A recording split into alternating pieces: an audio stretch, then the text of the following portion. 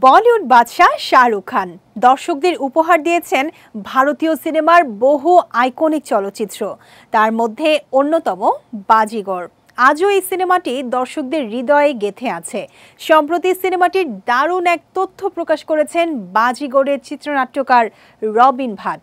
তিনি জানান, অক্ষয় কুমার ও সালমান খান বাজিগর করতে না চাওয়ায় শাহরুখ খানকে প্রস্তাব দেয়া হয়। তিনি রাজি হয়েছিলেন, তবে একটি শর্ত দিয়ে।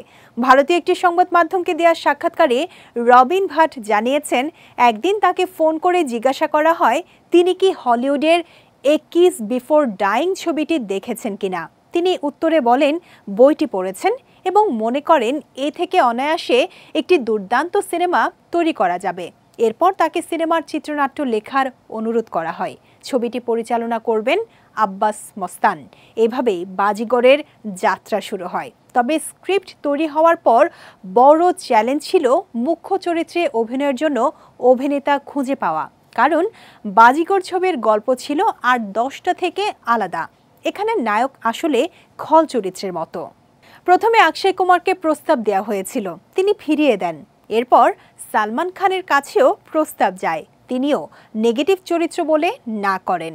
তখন রবিন ভাট বুঝতে পারেন এমন সাহসী চরিত্রে অভিনয় করতে একমাত্র উপযুক্ত মানুষ হলেন শাহরুখ খান।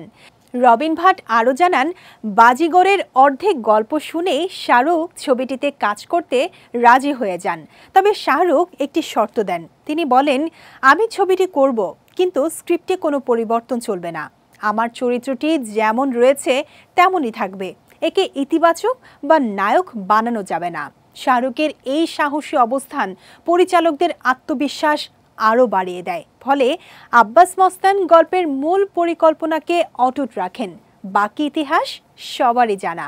তুমুল হিট হওয়া বাজিগর ছবিতে শাহরুখ খানের পাশাপাশি অভিনয় করেছিলেন কাজল, শিল্পা শেঠি, রাখি, জনি লিভার সহ অনেকে।